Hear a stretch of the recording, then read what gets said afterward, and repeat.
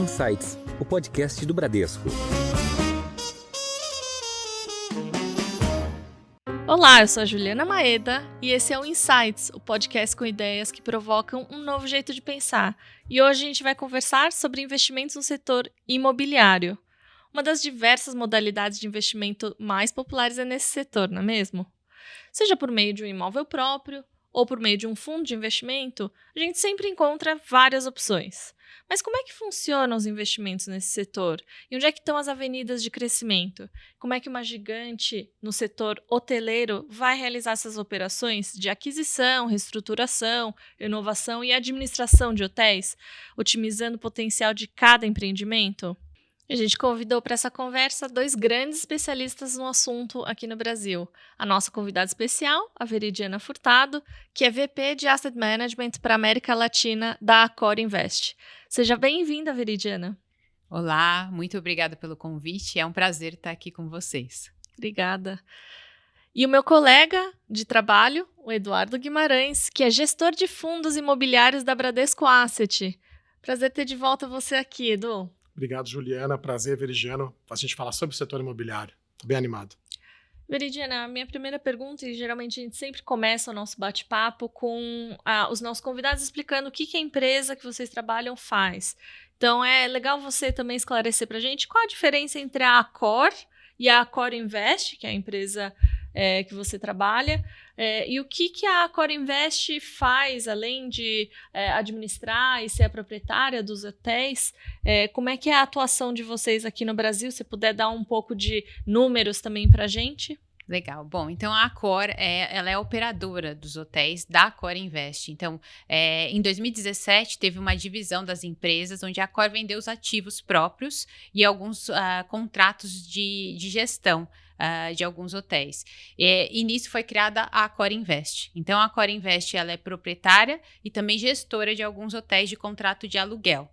Hoje ela está presente no Brasil e na América Latina com 44 hotéis nessa região. A gente também atua na Europa.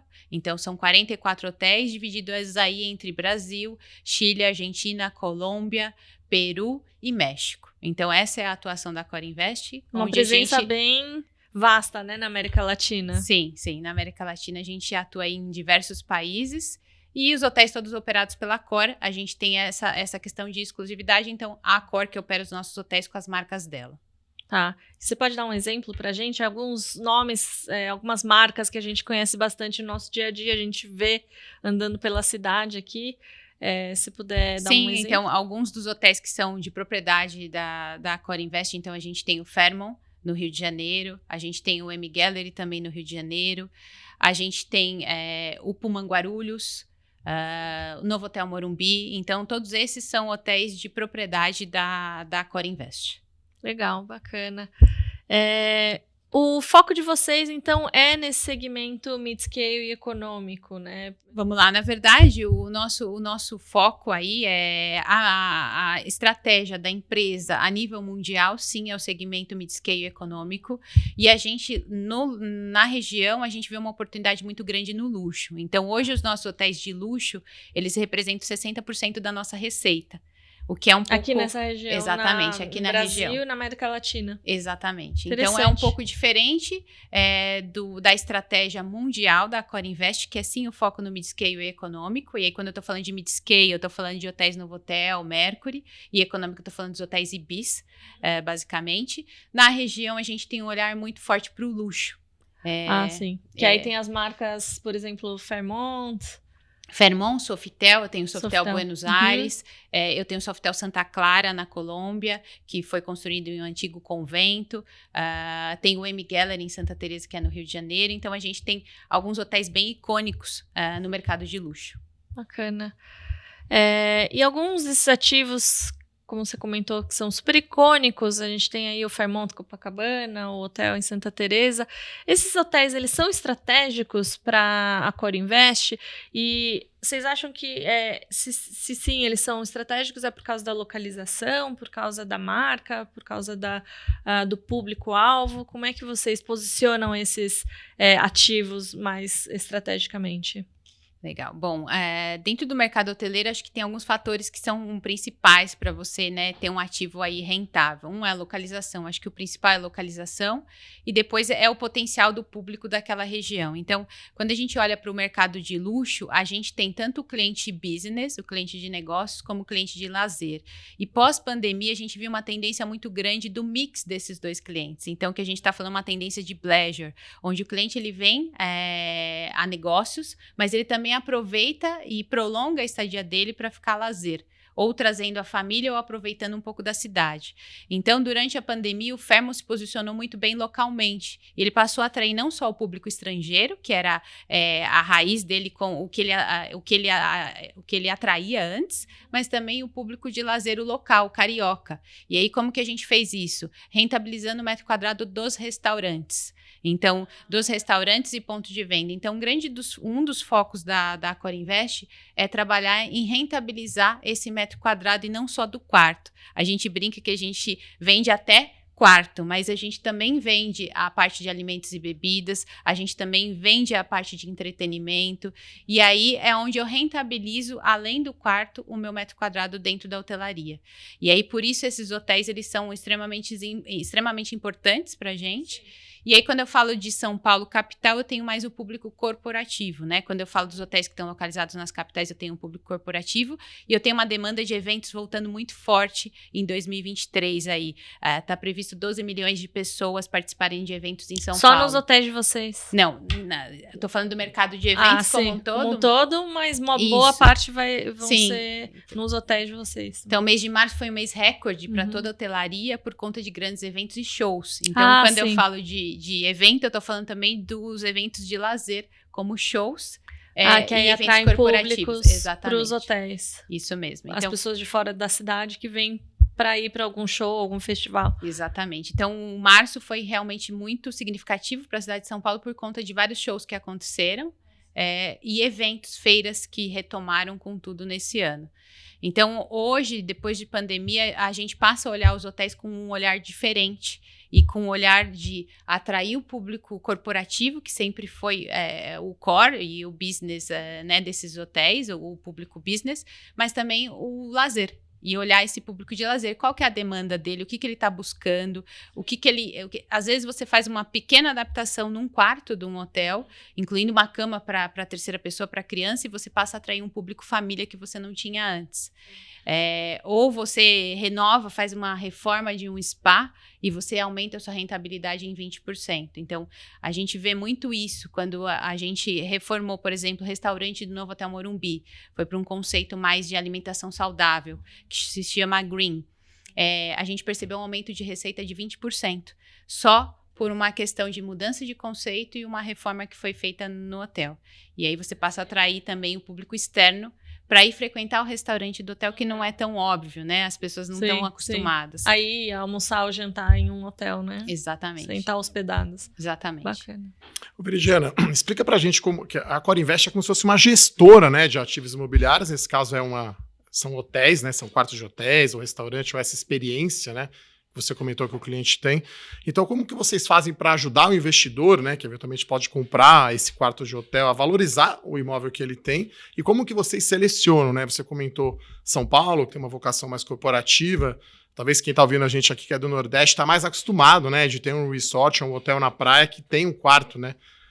Como se fazem uma segunda residência, né?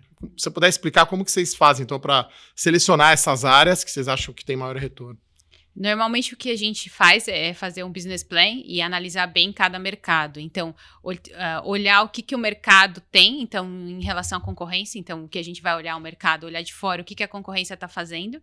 E aí pode ser relacionado a restaurante, como pode ser a hospedagem. Então, se eu tenho um novo competidor chegando na cidade, é natural que eu tenha que reformar aquele ativo e que eu tenha que investir em renovação. E nesse caso, quando não é um hotel de propriedade da Accor Invest, a gente vai conversar com o proprietário e mostrar através de números que com uma reforma ele consegue aumentar a rentabilidade dele do quarto de X%. Ou então ele vai deixar de perder, porque quando eu tenho um novo competidor chegando, eu posso perder mercado e não necessariamente estabilizar ou ganhar. Então, é sempre importante monitorar como que o mercado está reagindo e o que a gente tem no entorno, tanto para restaurante, como para proposta de lazer, como para concorrência. Então, a gente normalmente olha muito todos os fatores para apresentar um business plan quando o hotel não é nosso. Quando é nosso, a gente vai olhar os business plan que dão mais retorno para a gente. No fim do dia, você quer ter um ativo, né, hoteleiro de entretenimento que gere renda para o dono do ativo e vocês administram da melhor forma possível. Exatamente. Seria um bom resumo. Exatamente. Se eu pegar um ativo que não é nosso, com certeza é trazer o melhor retorno para o proprietário daquele ativo. E quando o ativo é nosso, é trazer o melhor retorno para a empresa, o melhor resultado em lucro líquido para a empresa. Então, é isso que a gente vai olhar. Olhando um pouco os esforços que estão fazendo além dos hotéis, né? Então tem aqui duas iniciativas, acho que são meio icônicas, né? Lá no Rio de Janeiro, perdoem, o meu francês não é dos melhores, então tem um beach club lá em Ipanema, que acho que é uma referência, né? Um quiosque à beira-mar, e tem o próprio Fairmont, que acho que é uma marca muito forte lá em Copacabana, né? Então, qual que é o potencial, você acha, do Brasil em termos de público, né? Imagino que seja aí um público, né, uma classe mais alta, uma experiência um pouco acima da média, né? Se puder comentar um pouco essas duas iniciativas aí, falar desses hotéis aí no Rio. O Beach Club, que é o Céu de Ipanema, a gente observou uma oportunidade de ter um Beach Club na praia com serviço acima dos demais quiosques do Rio de Janeiro. Então, aí a gente posicionou um Beach Club de luxo, com uma proposta gastronômica muito interessante, e hoje a gente já está colhendo os frutos desse investimento. Então, a gente percebe que existe esse potencial, como eu disse anteriormente, para o lazer. Nessa questão do luxo, a gente percebe que o público ele é muito menos sensível a qualquer oscilação do mercado. Então, ele é um público que ele não sente tanto qualquer reflexo que tenha no mercado. E aí a gente percebe que ele fica muito mais estável num período de crise. Então, ele é menos sensível a preço, ele é menos sensível... Por quê? Porque ele está buscando experiência no final das contas, ele está buscando algo novo, ele está buscando um momento de lazer ou um momento corporativo que ele tenha uma oportunidade de desfrutar do hotel. Então, a gente percebe que o luxo é um mercado que ele se sustenta diante das crises melhor do que os outros mercados de mid-scale e econômico. Acho que é um bom gancho para uma pergunta que eu tinha para você, é que o luxo, num momento de volatilidade, um momento de crise, como você comentou, ele vai garantir a margem, né, do grupo. E é o foco de vocês aqui no Brasil, diferentemente um pouco do foco do grupo como um todo no mundo inteiro, que vocês têm presença em vários outros países, além do Brasil e América Latina. E como é que é a incorporação desse hotel de luxo? Como é que ele se diferencia dos outros segmentos de mid-scale econômicos? Se puder dar um exemplo para a gente de como é que a localização, como é que é o posicionamento da marca, dos restaurantes, todo o ecossistema desse empreendimento. Quando a gente fala de luxo, a gente costuma falar de experiência, né? Acho que é o que mais que as pessoas buscam, é a experiência e a consistência. Então, no luxo, as pessoas aceitam menos a falha. Então, acho que o mais importante nesse mercado é você garantir a qualidade do serviço com uma consistência. Então, que aquilo sempre aconteça, e isso tem que ser feito através de equipes muito bem treinadas e preparadas. Então, também eleger produtos de qualidade. Então, um enxoval de um hotel de luxo, ele é totalmente diferenciado. Quando eu também vou falar do projeto arquitetônico, eu vou escolher um arquiteto de renome para trabalhar todo o projeto do luxo. Então, vai desde a seleção do arquiteto, dos materiais que a gente vai trabalhar, que diferenciam do hotel econômico e mid-scale, como também depois na operação a experiência que esse cliente vai ter. Eu preciso entregar aquilo que eu estou prometendo e ir para um cliente que é mais exigente, porque ele está pagando um valor mais alto por aquilo. E a gente percebe que realmente esse cliente ele é menos sensível. Então, a gente fez recentemente algumas reformas. Então, o M. Geller e Santa Teresa foi um exemplo onde a gente renovou os quartos e a gente conseguiu ganhar em média 15% de diária. Olha, só que com uma pequena reforma que a gente fez nos quartos. Então, é um mercado que ele aceita muito bem, desde que você tenha qualidade, ele aceita pagar mais. Então, você tem que garantir essa questão de qualidade e consistência. E por isso que vocês têm essa rentabilidade ou esse retorno ao investimento mais alto nesse segmento aqui no Brasil, né? Esse é o diferencial, né? Isso, e a gente percebe que ele sustenta também o negócio muitas vezes. A gente percebeu na pandemia que as pessoas deixaram de viajar para o exterior, porque não tinha condições de viajar, e acabaram ficando muito localmente. E isso favoreceu muito esse mercado de luxo local, porque a pessoa deixou de gastar numa viagem internacional, mas passou a consumir localmente. Interessante. Queria mudar um pouco a nossa via de conversa, fazer uma pergunta para o Edu, que é o nosso gestor de fundos imobiliários aqui na Bradesco Asset. Dá um panorama geral para a gente. Eu sei que são muitas nuances sobre o setor imobiliário aqui no Brasil, mas o que você enxerga de perspectiva e oportunidade para os próximos meses? Claro, a gente está considerando aqui residencial, logística, comercial, mas também a hotelaria. Acho que dá para, Juliana, falar em duas frentes, né? Acho que como a Veridiana falou, a gente saiu da pandemia. Então, se a gente olha shopping center, por exemplo, o resultado do shopping hoje, né, o 2022 já foi superior a 2019, que foi o período pré-pandemia. A gente achava que ia demorar mais tempo, né? O público já deve estar algo como 10% só abaixo do que era a pandemia. Então a vida está voltando ao normal, né? Então você tem eventos, né? A gente está gravando esse podcast aqui presencialmente no escritório aqui do Bradesco. Então as pessoas estão indo ao shopping, estão viajando. Então acho que reabriu e a perspectiva é muito boa, operacional. Então olhando para shopping center, eu acho que está mais avançado. Hotelaria, acho que ainda dá para melhorar alguns números, a Veridiana pode falar. E lajes corporativas, por exemplo, escritórios corporativos, a gente tem talvez uma ocupação aí de 70%, 80%. Tá certo que no novo modelo, né, algumas pessoas não vêm todo dia. Então esse é um aspecto. Eu acho que 2 anos depois, aí, quase 3, tá reaberto, as coisas estão fluindo, estão acontecendo, a vida está voltando ao normal. E outro aspecto é o macro, né? Então, assim, o imobiliário é muito afetado pela taxa de juros, né? Então, assim, quando que o Banco Central começa a cortar juros? Né? Porque, enfim, se você está pedalando ali, você está na subida com o vento contrário, né? Quando a taxa de juros é muito alta. Aí a hora que por causa do financiamento imobiliário, né? Mas acho que é mais pela questão do valor dos ativos mesmo. Também. É claro que o juro alto ele dificulta quem quer comprar um imóvel residencial. É que no mundo de fundos imobiliários da Bolsa, né, você tem basicamente 2 tipos de fundos. Você tem o de dívida, que aí entra residencial, por exemplo, e você tem os de tijolo, né, que aí você tem galpão logístico, você tem shopping center, escritório. Né, na Bolsa Brasileira aqui tem um hotel grande listado, que é o HTMX, né?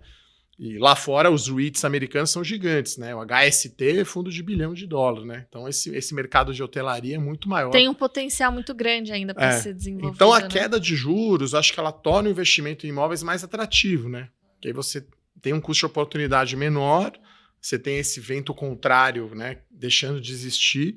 Então acho que o momento está muito bom, né? Para o fundo imobiliário. Acho que com a Selic a 13,75...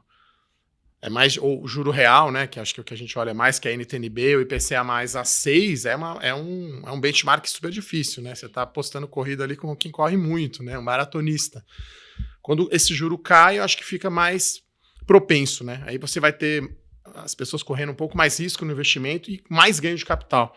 Acho que tem tudo a ver aqui. A Corinvest está melhorando ali está fazendo investimento num hotel, talvez que não está o equipamento tão moderno, quer melhorar a experiência, então você investe para ter um retorno. Mas você tem um prazo, né? Você não vai sair recuperando esse investimento, imagina, né, Veridiana, no primeiro ano, né? Você tem um horizonte de tempo. Então, acho que o ciclo imobiliário está virando, vamos dizer assim, né? Acho que galpão foi bem na pandemia, shopping muito prejudicado. Eu olho o shopping desde 2007, né? Bastante tempo de mercado, eu nunca tinha visto shopping ficar fechado 3 meses. Foi muito difícil. Agora está aberto e bombando, e o resultado está, mesmo com menos público, porque talvez tenha mudado um pouco o hábito das pessoas. Sim, cinema, né? Praticamente não tem nenhum filme bom aqui, né? Ou as pessoas comprarem muito online também, né? Mudou. Então, acho que tá muito bem essa questão do ciclo, né? Aí você quer saber aí, talvez aí, imobiliário principal é a localização, onde você vai investir e quais setores, né? Eu acho que o de hotelaria, que é muito pequeno e jovem, talvez aqui no mercado de capitais brasileiro, né? Acho que tem uma perspectiva muito grande, porque você vai ter a sua receita crescendo, a sua ocupação melhorando e as pessoas querendo viajar, querendo ter essa experiência. Acho que essa parece ser a tendência, né? Mas aí a Veridiana que sabe um pouco mais sobre isso, poderia complementar aí a minha resposta. Com certeza, a gente vê essa demanda reprimida que você comentou e ela existe. As pessoas estavam com vontade de retomar as viagens e a gente percebe também uma mudança, né, nesse modelo de viagem, que é também as pessoas fazendo eventos híbridos. Então, a gente percebe também uma tendência aí da gente investir muito em tecnologia, porque o evento hoje ele acontece presencial, dentro dos hotéis, aí quando eu falo de evento, estou falando de evento dentro do hotel, ele acontece também de forma online para um determinado público. A pessoa, quando ela viaja, ela também participa de reuniões online, então você precisa investir muito em conectividade dentro dos hotéis.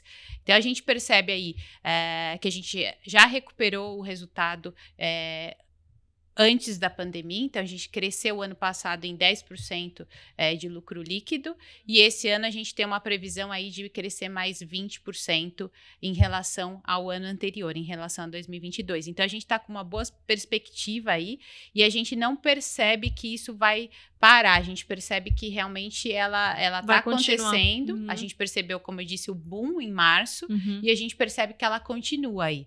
A gente percebe abril também com resultados positivos, maio com várias feiras e eventos acontecendo. Então, a gente percebe que essa é uma tendência. É um pouco diferente quando a gente olha os mercados da América Latina. Quando eu falo de Chile, está um pouco mais estável. Peru, com mais dificuldade. Colômbia, por a gente estar num hotel extremamente de lazer, é positivo o resultado. México também a gente percebe positivo. E a Argentina, que é a questão muito mais desafiadora, né? Mas, do ponto de vista de hotel, está performando super bem, tirando as questões de inflação, econômicas e os mas hotéis acho que a questão do turismo tem atraído muito, né, na Argentina. Exatamente. Então, a gente tem, assim, boas perspectivas mesmo para o setor, e a gente percebe que é o todo, é o mercado como um todo, não só a Accor Invest, mas a gente percebe essa tendência positiva. E falta a maturidade, né? A maturidade do mercado aí de Isso investimento. que eu ia te perguntar, qual que é a sua perspectiva assim, para o Brasil, né? Assim, eu estava até olhando aqui, o patrimônio desse fundo imobiliário é menos de R$1 bilhão, né? O fundo nem participa do IFIX, né? Um fundo de 210 milhões de reais, né? Um fundo médio, vai para a nossa indústria.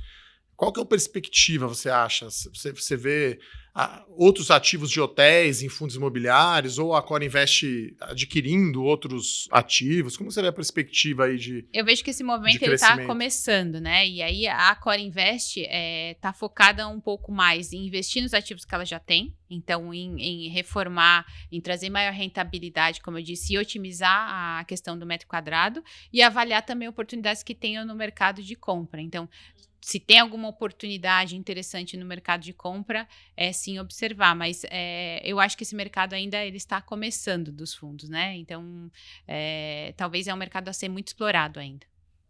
Que cria uma avenida muito grande potencial de oportunidades, né? Acho que a gente olha para o mercado externo, principalmente nos Estados Unidos, é um mercado já bem maduro, que o Edu comentou, também, né? Europa também. Você acha que aqui a gente pode, claro, o pessoal brinca que Estados Unidos, né, 10 anos atrás seria o Brasil hoje, né? Você quer saber a manchete do Brasil de amanhã, é só ver o que aconteceu nos Estados Unidos um tempo atrás. Você acha que a gente pode chegar a ter, por exemplo, o HST, que é um ETF de $1 bilhão, né? Chega a ser quase 5, 6% do índice lá, é bem grande, né? De REITs, de fundos imobiliários. Só hospitalidade, né? Quer dizer, só hotel e, enfim. Eu acho que a gente tem que aumentar primeiro o portfólio, né? Do que a gente tem de hotéis na região de marca, porque a maioria dos hotéis aqui na região, eles são hotéis independentes, de um proprietário único. E aí, acho que para você começar a ter esse movimento, você precisa cada vez mais ampliar as grandes marcas. E aí onde você a gente tem que enxergar uma consolidação, uma consolidação dessas marcas. A gente percebe muito o mercado de franquia expandindo muito, apesar de não ser o nosso foco. A gente percebe o mercado de franquia nas pequenas cidades de até 100 mil habitantes crescendo. E essa expansão de você ter hotéis em mais locais, porque hoje nem sempre você vai para uma cidade menor e você encontra um hotel de rede. Então, o Brasil acho que tem uma estrutura meio ruim de turismo como um todo, né? Qual que é a concorrência de um Airbnb? Por exemplo, é grande? Vocês sofrem, assim, não no luxo, não no Rio de Janeiro, mas Algumas cidades... Em algum momento foi se questionado se o Airbnb seria um concorrente da hotelaria, e depois a gente começa a perceber que a proposta é outra. Então, exige no Airbnb ter alguém para receber, para entregar a chave, e no caso da hotelaria você já tem todo esse serviço. Então, vai para Airbnb quem está disposto, é muito mais o público de lazer, que a gente percebe indo buscar o Airbnb, diferente do hotel que você tem toda uma facilidade de serviços. Você tem o restaurante, você tem a academia, você tem recursos que o Airbnb às vezes não tem, e ele acaba atingindo um público mais lazer mesmo. E a hotelaria, temporada, de repente, exatamente, né? De temporada. Então, a gente não percebe tanto essa influência ou concorrência do Airbnb para a hotelaria. A gente acha que cada um tem o seu mercado e eles não... Em algum momento vão competir entre si, mas é muito específico. Aqui tem uma vocação mais corporativa ainda no Brasil, né? Exatamente. Então, acho que o turista brasileiro acaba viajando pouco pelo Brasil. Até antes da pandemia, acho que viajava muito mais para o exterior. Acabou se voltando mais para o Brasil, né? Acho que pós-pandemia você tem crescimento, né, de algumas regiões que são muito turísticas, mas algumas ainda são pouco, né, exploradas, né? Exato, é isso que eu falei, tem muita expansão ainda, eu acho que para acontecer, e investimento no mercado hoteleiro, de construir novos hotéis, de ter novos hotéis, porque tem cidades que você não encontra, né, infraestrutura de hotelaria. Então, é um mercado muito jovem, né, se a gente comparar com a Europa e Estados Unidos, é um mercado muito jovem, ainda tem muito para explorar. Bom, você tem uma experiência aí larga no setor de investimento hoteleiro. Como é que essas experiências em vários setores te fazem conseguir, aí também mudando um pouco de assunto, te fazem conseguir tomar decisões mais empáticas no seu dia a dia? E se puder também explicar um pouquinho os processos que você já viu aí dentro do setor. Legal. Bom, eu tenho uma experiência aí de várias frentes. Então, eu trabalhei com call center, onde eu escutava realmente a opinião do cliente direto, dentro de hotelaria mesmo. Depois eu fui para a área de marketing, então eu pude saber um pouco mais de mercado, tendências de mercado, como o mercado se comportava. Depois fui para a área de operações. Então, para realmente ver a operação do hotel, como que funcionava, como que isso chegava na operação, e agora nesse olhar de investidor. Então, acho que essa visão 360 me permite tomar decisões considerando todos esses fatores. Então, tanto o cliente final, como a tendência do mercado, como o que o gerente do hotel consegue ou não consegue fazer, porque às vezes a gente tem uma vontade, mas a gente percebe que na operação isso não se concretiza. E agora o olhar do proprietário, que é o olhar do retorno daquilo que está sendo feito. Então, acho que com todas essas visões, você passa a ter mais cuidado quando você olha a opinião do outro e ter essa empatia de observar que não é só uma frente que você vai olhar para tomar uma decisão. Então, acho que esse olhar 360 me permite ser empática e tomar as decisões mais assertivas, considerando todos os cenários e não exclusivamente um só. Bacana. Muito legal. A gente está chegando no final do nosso Insights e a gente tem a tradição de pedir para os nossos convidados algumas sugestões culturais, e eu queria que você me desse alguma dica do que tem te inspirado ultimamente. Olha, essa é uma pergunta a mais desafiadora, eu posso dizer aqui.